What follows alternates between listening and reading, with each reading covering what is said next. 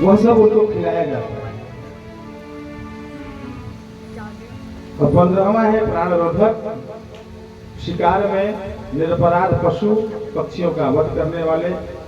16वां है विशंसन, यज्ञ के बहाने जीवों का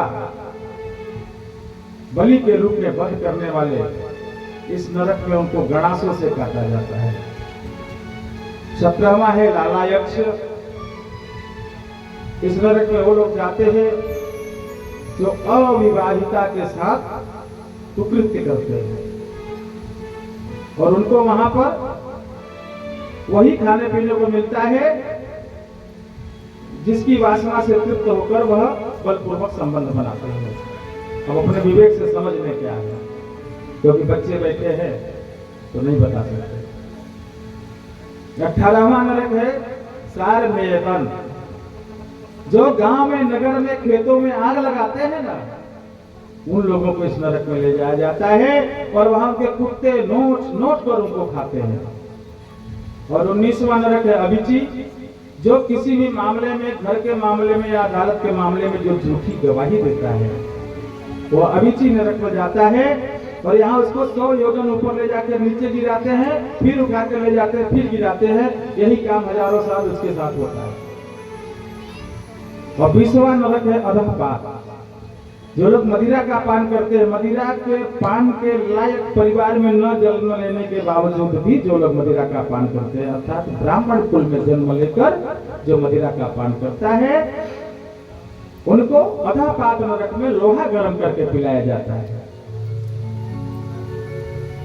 और 21वां नरक है छार करदम, यहाँ जो मैं ही श्रेष्ठ हूं, बाकी सब मूर्ख हैं, उस पंडित को कुछ नहीं आता, मुझे सब आता है। वो व्यास जी को मूर्ख बना रहे हैं, उनको कुछ नहीं आता, मुझे सब आता है। जो ऐसी भावना रखता है वो छार करदम नरक में जाता है और यहाँ उसको उल्टा लटका दिया जाता है और हजारों हजार साल उल्टा लटका रहता है। 22वां नरक है रक्षोगण, जो लोग भैरव राक्षसों का भजन करते हैं, मांस का भक्षण करते हैं, उनको यहाँ रक्तपान कराया जाता है। और 23वां नरक है शूल प्रेत, पक्षियों को पकड़कर जो लोग उनको भूखा प्यासा रखते हैं। जैसे आपने तोता पाल लिया और कहीं शादी में चले गए, वो 2 दिन भूख प्यास से अगर रह गया ना, तो आपको भी इसी नरक में जाना पड़ेगा। इसलिए या तो पालिए मत, तो या तो पालिए क्योंकि भोजन और जल की व्यवस्था सुनिश्चित करिए। और इस नरक में जैसे आपका पक्षी और पशु भूखा रहेगा, वैसे ही आपको भी भूखा रखा जाएगा। और 24वां नरक है उग्र क्रोधी स्वभाव वाले, जो हमेशा क्रोध में भरे रहते हैं, जो हमेशा झगड़ा करता करते हैं, किसी से प्रेम नहीं करते, जिनके जीवन में झगड़े के अलावा कोई काम ही नहीं है, गालियों के अलावा जिनके पास कोई शब्द नहीं है, ऐसे लोग शूल प्रेत के बाद दंत शुक्ल नरक में जाते हैं। और इनको यहाँ पर 5 मुख वाला सर्प खाएगा उगलेगा, खाएगा उगलेगा, यही हजारों हजार साल उनके साथ होता रहेगा। तो अगर हमें इन सब से बचना है, ऐसे नरक कितने खतरनाक है नरक, बाप रे। मैं जब जब कथाओं में बताता हूँ तो मुझे कुछ मेरे बाल खड़े हो जाते हैं कि अगर मैंने कभी गलती कर दी तो बहुत लफड़ा होगा उधर जाने के बाद। इसलिए बहुत सतर्क रहता हूँ, मैं बहुत कम बोलता हूँ। मंच पे जितना बोल लिया, नहीं तो मैं नहीं बोलता। पता नहीं किसको हमारी वाणी बुरी लग जाए और हमारे नरक की व्यवस्था हो जाए। तो उस खतरनाक चीज की व्यवस्था न हो, इसके लिए क्या करना है?